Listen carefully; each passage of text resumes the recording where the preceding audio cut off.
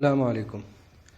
آج ہم نظم کے بارے میں پڑھنے کی کوشش کر رہے ہیں، نظم کو سمجھیں گے۔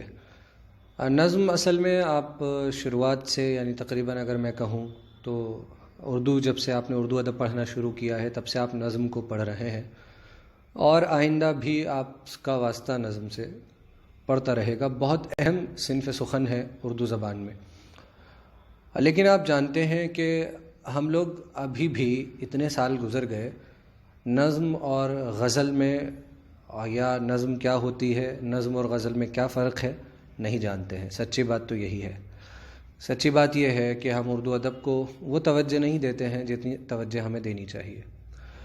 ہم اکثر گائیڈ کی مدد سے رٹ رٹا کر امتحان میں لکھ آتے ہیں، اور بلکہ اردو ہی میں کیا دوسرے جو سبجیکٹس ہیں ان کا بھی یہی حال ہے۔ ہم ان میں بھی آج کل یہی رویہ ہم اپنا رہے ہیں کہ بھئی یاد کر لو، رٹ لو سوال و جواب کو، یعنی سمجھنے کی طرف ہماری توجہ کم ہے۔ خیر، تو نظم کی اگر ہم بات کریں تو یہ عربی زبان کا لفظ ہے۔ اگر لفظ کی بات کریں تو عربی زبان کا لفظ ہے، اور لغت میں اگر ہم ڈکشنری میں اگر دیکھیں گے اٹھا کر کے نظم کو کیا کہتے ہیں، نظم لفظ کا کیا مطلب ہے، تو ہمیں ملے گا کہ لڑی میں، کسی لڑی میں جو موتی پروئے جاتے ہیں اسے نظم کہتے ہیں۔ لڑی میں موتی پرو دینا۔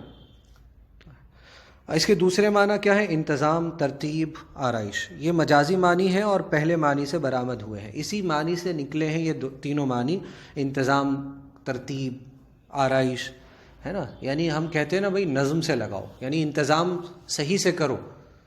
یعنی اگر آپ مثلاً کتابیں لگا رہے ہیں تو کہتے ہیں یار کیسی بے ترتیب کتابیں لگا رکھی ہیں تم نے، یعنی تم نے اپنی کتابوں کو نظم سے نہیں لگا رکھا۔ آپ نظم چلانے والے کو ناظم کہتے ہیں، آپ جانتے ہیں۔ نظم ہم مینجمنٹ کو بھی کہتے ہیں نا، جو کام جس طرح ہونا ہے اس طرح کرنا نظم ہے، اور اس طرح نہ کرنا یہ بے اصولی ہے، بے ترتیبی ہے۔ تو لیکن ادبی اصطلاح میں دیکھیں، یہ تو اس کے لفظی معنی ہو گئے، لیکن اگر ہم اردو ادب میں دیکھیں کہ نظم کس کو کہتے ہیں، میں یہ بات پہلے بھی بتا چکا ہوں کہ لغوی معنی اور اصطلاحی معنی الگ الگ ہوتے ہیں۔ لغوی معنی لفظ کے معنی ہوتے ہیں، اور اصطلاح کا مطلب ہے کہ الگ الگ، جیسے اردو ادب ہے تو اردو ادب میں نظم سے کیا سمجھا جاتا ہے نا۔ یا میں نے آپ کو سمجھایا تھا میتھس کے بہت سارے، جیسے سائنس میں بھی سیل ہوتی ہے نا، سیل، کوشیکا جس کو آپ ہندی میں کہتے ہیں، تو اس کے لفظی معنی کچھ اور ہو سکتے ہیں، اور اصطلاحی معنی یعنی سائنس کی دنیا میں اس کو کیا سمجھا جاتا ہے، بایولوجی کی دنیا میں سیل کو کیا کہتے ہیں، یہ اس کی اصطلاحی معنی ہوئے، اس کے اصطلاحی معنی۔ دو معنوں میں استعمال ہوتا ہے، ایک تو یہ نثر کی ضد کے طور پر، یعنی جو چیز نثر نہ ہو، قصہ، کہانی، مضمون، جس طرح ابھی میں جو بول رہا ہوں نثر میں بول رہا ہوں، میں وزن، قافیہ وغیرہ کا استعمال نہیں کر رہا، تو یہ نثر ہے۔ اور آپ جو پڑھ رہے ہیں، آپ اسکرین پر دیکھ رہے ہیں، یہ بھی نثر میں لکھا ہوا ہے۔ تو جو چیز نثر نہ ہو، جو بھی چیز نثر نہ ہو، عام معنی میں، بڑے معنی میں وہ چیز کیا ہے؟ نظم ہے۔ یعنی ہر وہ کلام جو نثر نہ ہو نظم ہے، اور دوسرا مفہوم جو ہے وہ لمیٹڈ ہے، محدود ہے، اس کی ایک حد ہے، وہ خاص معنی میں ہی استعمال ہوتا ہے۔ اس کے مطابق نظم شاعری کی اس صنف کو کہتے ہیں جس میں کسی خاص موضوع پر تسلسل کے ساتھ اظہار خیال کیا جائے۔ بہت اہم بات ہے۔ پہلی بات سمجھ میں آئی، موضوع، نظم کا ایک موضوع ہوتا ہے، ایک خاص موضوع ہوتا ہے۔ آپ کو یاد ہوگا اگر آپ نے غزل آپ پڑھتے تھے تو غزل کے اوپر صرف غزل لکھا ہوتا تھا، غزل کا موضوع، غزل کا نام، غزل لکھا ہوتا تھا، اور غزل شروع ہو جاتی تھی۔ ہاں، کوئی غزل کا نام نہیں لکھا ہوتا تھا، لیکن نظم میں ایسا نہیں ہوتا۔ نظم میں اوپر نظم نہیں لکھا ہوتا تھا، بلکہ آپ دیکھیں گے بھی آگے جو ہمارے نصاب میں نظمیں ہیں، گورے غریبہ ہیں، روح ارضی آدم کا استقبال کرتی ہے، زندگی سے ڈرتے ہو، یہ نظموں کے نام ہیں۔ آپ دیکھتے ہیں نظم کا کوئی نام ہوتا ہے، نام اشارہ کرتا ہے موضوع کی طرف کہ نظم کس بارے میں ہے، تو پتہ چلا کہ نظم کا ایک موضوع ہوتا ہے، اور اسی موضوع پر پوری کی پوری نظم تسلسل کے ساتھ، یعنی سلسلے کے ساتھ، یعنی کنٹینیوسلی اسی موضوع پر ایک نظم کے اندر اظہار خیال کیا جاتا ہے۔ جبکہ غزل میں اگر نظم اور غزل کے فرق کو دیکھیں تو غزل کا، پوری غزل کا کوئی ایک موضوع نہیں ہوتا، بلکہ غزل کا ہر شعر اپنے آپ میں موضوع کے لحاظ سے آزاد ہوتا ہے۔ غزل کا ہر شعر کا موضوع الگ ہوتا ہے، الگ ہو سکتا ہے۔ کچھ غزلیں اقبال ہیں، انہوں نے لکھی ہیں علامہ اقبال نے، اور کچھ اور شاعروں نے لکھی ہیں جس میں انہوں نے ایک غزل کو تقریباً ایک ہی موضوع پر لکھا ہے، تو ہم ایسی غزل کو غزل مسلسل کہہ دیتے ہیں۔ لیکن عام طور پر اگر ہم دیکھیں گے تو غزل کا ہر شعر موضوع کے لحاظ سے آزاد اور مکمل ہوتا ہے، دوسرا شعر کا موضوع الگ ہوتا ہے، تیسرے شعر کا موضوع الگ ہوتا ہے۔ غرض یہ کہ غزل کا ہر شعر موضوع کے اعتبار سے آزاد ہوتا ہے، مکمل ہوتا ہے، دوسرے شعر سے جڑا ہوا ہونا اس کا ضروری نہیں ہے، اور عام طور پر جڑا ہوا نہیں ہوتا۔ جبکہ نظم پوری کی پوری ایک خاص موضوع پر ہوتی ہے اور تسلسل کے ساتھ کنٹینیوسلی سلسلے وار طریقے سے اس میں اظہار خیال کیا جاتا ہے۔ نظم عام طور پر کسی ایک موضوع سے متعلق ہوتی ہے، خاص صورتوں میں کسی نظم میں ایک سے زیادہ موضوع ہو سکتے ہیں، لیکن یہ سب ایک بنیادی موضوع، ایک فنڈامنٹل ٹاپک ہے، سینٹرل ٹاپک ہے، اس سے جڑے ہوئے ہوتے ہیں، مربوط ہوتے ہیں، اس سے لپٹے ہوئے ہوتے ہیں، ربط ہوتا ہے، تعلق ہوتا ہے، کنیکشن ہوتا ہے۔ غرض یہ کہ نظم کا ایک خاص موضوع ہوتا ہے۔ نظم کا ایک مرکزی خیال بھی ہوتا ہے، وہی جو موضوع کے اندر ہی ایک مرکزی خیال پتہ چلا کہ جس کے ارد گرد نظم گھومتی ہے، یا جو نظم کا بنیادی خیال آپ لکھتے آئے ہیں، central idea of the poem English میں، وہی مرکزی خیال ہے جس کے گرد پوری نظم گردش کرتی ہے۔ شاعر نظم کے نچوڑ کے طور پر جو کچھ کہنا چاہتا ہے وہی اس کا مرکزی خیال ہوتا ہے۔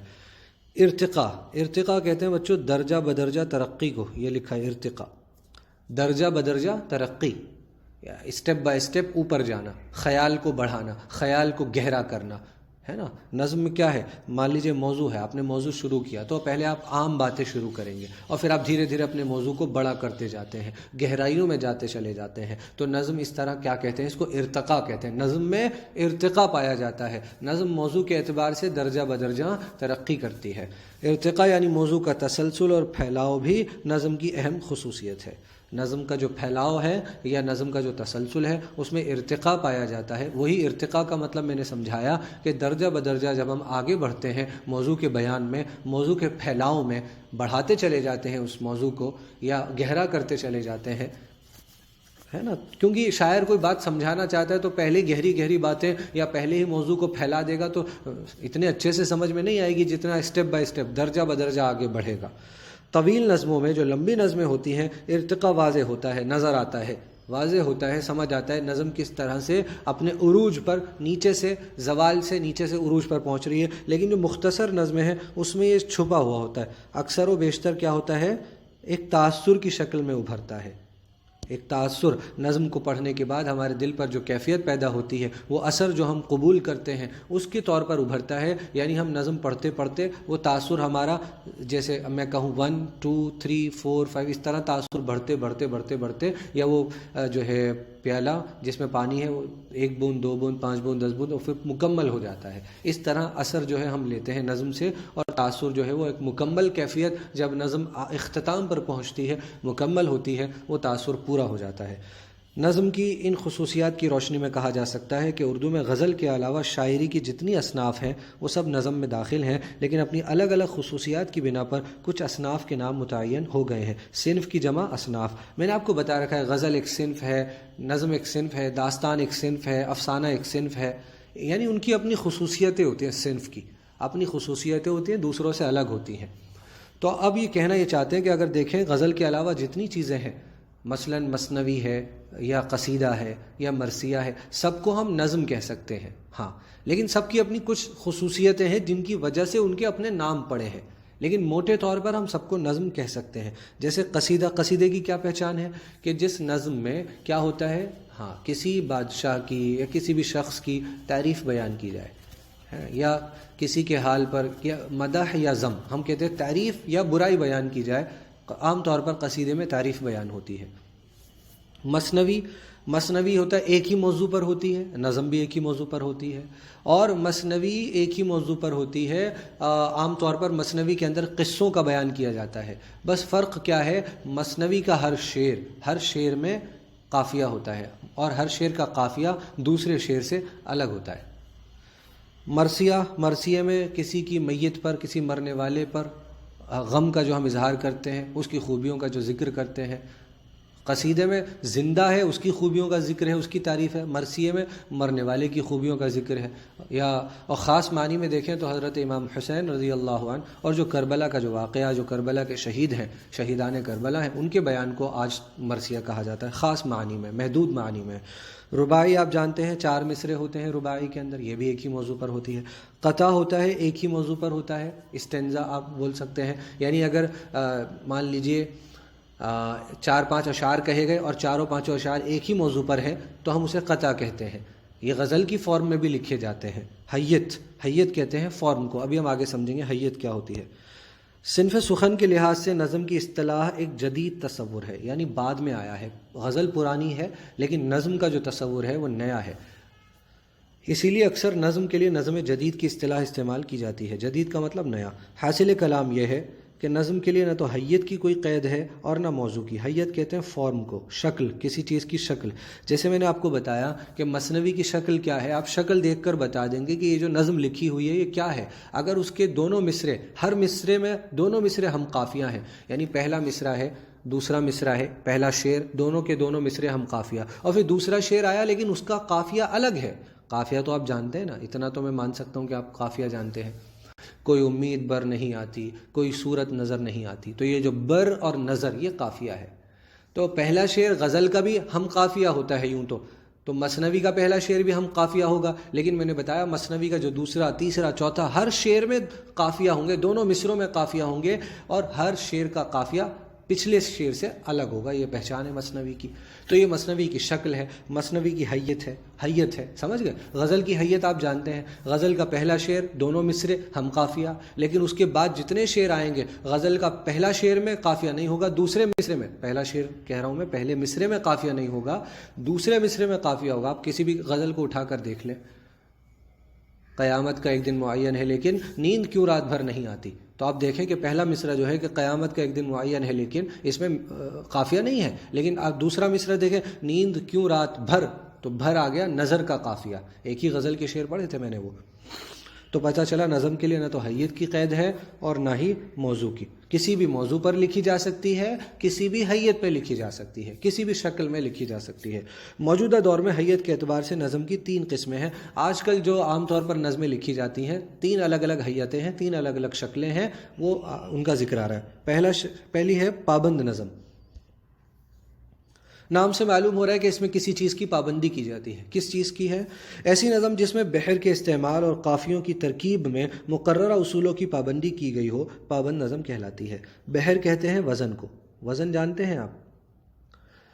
وزن ابھی شاید آپ کے لیے سمجھنا مشکل ہو، لیکن ایک موٹے طور پر میں کہہ دوں کہ شاعری میں کیا ہوتا ہے، عام طور پر نظم میں ایک وزن ہوتا ہے۔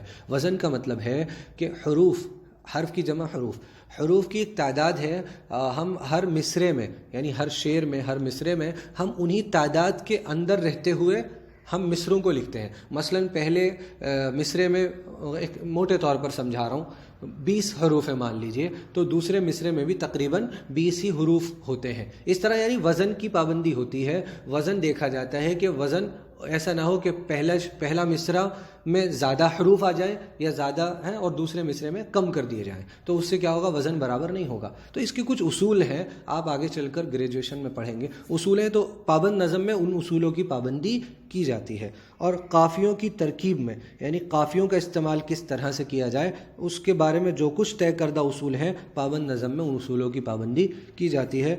مربع، مخمس، مسدس، یہ اس کی قسمیں ہیں۔ ترکیب بند، ترجیع بند۔ مربع یعنی 4 اشعار 4 مصرے جس میں ہو، مخمس یعنی جس میں 5 مصرے، مسدس یعنی جس میں 6 مصرے۔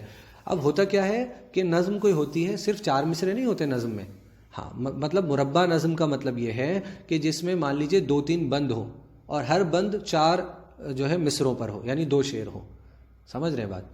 یعنی کئی نظمیں ایسی ہوتی ہیں جس میں ایک سے زیادہ بند ہوتے ہیں، اسٹینزا ہوتے ہیں، اور اگر ہر بند میں 4 مصرے ہوں، 2 اشعار ہوں، تو ہم ایسی نظم کو مربع کہتے ہیں۔ اس میں اگر 5 ہوں تو مخمس کہتے ہیں، 6 ہوں تو مسدس کہتے ہیں۔ جب ہم نظم پڑھیں گے میں اس بات کو اور سمجھانے کی کوشش کروں گا۔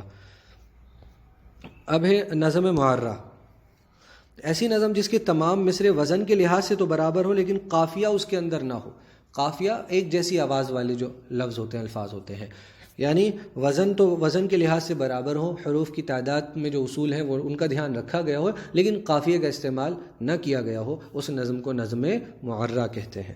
پھر ہے آزاد نظم، ایسی نظم جس میں نہ تو قافیے کی پابندی کی گئی ہو، نام سے اندازہ ہو رہا ہے، اور نہ بحر کے استعمال میں مروجہ اصولوں کا لحاظ رکھا گیا ہو۔ بحر کے استعمال میں، وزن کے استعمال میں جو اصول ہیں، نہ ان کا خیال، نہ قافیے کی پابندی، بلکہ مصرے چھوٹے بڑے ہوں، آزاد نظم کہلاتی ہے۔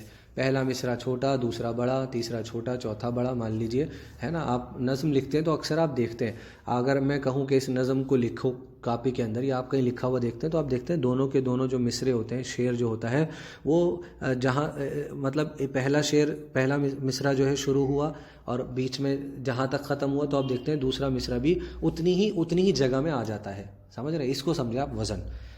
انگریزی میں آزاد نظم کے لیے فری ورس کی اصطلاح رائج ہے، فری ورس۔ اردو میں آزاد نظم کا رواج انگریزی نظم کی تقلید کے باعث ہوا۔ انگریزی نظم کے پیچھے جب ہم چلے ہیں تو ہماری اردو میں آزاد نظمیں آئی ہیں۔ 19ویں صدی کے آخر میں جب ہندوستان میں انگریزوں کا عمل دخل بڑھا اور انگریزی زبان و ادب کے اثرات پھیلنے لگے، تو ان کے نتیجے میں آزاد نظم کا چلن بھی اردو میں عام ہوا۔ روایت کی پاسداری کرنے والوں نے اردو میں آزاد نظم کی قبولیت کو ناپسندیدگی کی نظر سے دیکھا، لیکن رفتہ رفتہ آزاد نظم نے ہماری ادبی تاریخ میں اپنی مستقل جگہ بنا لی۔ ان دنوں نظم معرہ اور آزاد نظم کے ساتھ ساتھ نثری نظم بھی اردو میں عام ہوتی جا رہی ہے۔ یعنی جس طرح نثر لکھی ہوتی ہے، یہ آپ پڑھ رہے ہیں، یہ سب کچھ نثر لکھا ہوا ہے، اسی طرح آج نظمیں بھی لکھی جا رہی ہیں۔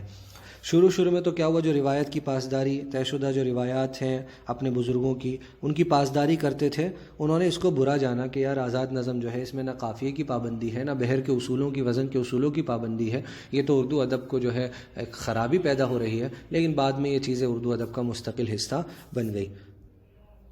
اب جو ہم نظم پڑھیں گے اگلے ویڈیو میں ہم اس کو دیکھیں گے، لیکن فی الحال اگر آپ اس کا ایک بار مطالعہ کریں، اور مثالیں میں جب نظم پڑھاؤں گا تو اس وقت مثالیں دوں گا آپ کو کہ بند کسے کہتے ہیں، یا ابھی میں آپ کو سمجھا سکتا ہوں بند کسے کہتے ہیں، تاکہ آپ وہ بات سمجھ جائیں کہ مربع، مخمس، مسدس نظم کا کیا مطلب ہے۔ دیکھیے، پہلا مصرع، دوسرا مصرع، تیسرا مصرع، چوتھا مصرع، یہاں بیچ میں ایک لائن دیکھیے، پتہ چلا یہ جو ہے نا یہ ایک بند ہے۔ کتنے مصرے ہیں اس میں؟ 4 مصرے ہیں، تو ہم اس نظم کو کیا کہیں گے؟ مربع نظم ہے یہ، سمجھ گئے؟ اگر ایک مصرع اور ہوتا تو یہ مخمس نظم ہوتی، مخمس شکل والی نظم ہوتی، اور اگر ایک اور ہوتا، 6 ہوتے، تو مسدس ہوتی۔ ٹھیک ہے، اب آپ دیکھیں کہ اس میں بھی بند میں 4 ہی ہیں، اب ہر بند میں 4 مصرے ہوں گے، آپ دیکھ سکتے ہیں، تو یہ ایک بند کہلاتا ہے۔ ہاں، یہ ایک طرح سے یہ سمجھیے کہ چھوٹے چھوٹے آپ جیسے پیراگراف بول سکتے ہیں، اسٹینزا بولتے ہیں اس کو انگریزی میں جو نظم میں ہوتا ہے۔ امید کرتا ہوں آپ سمجھ سکیں گے کہ مربع، مخمس کسے کہتے ہیں۔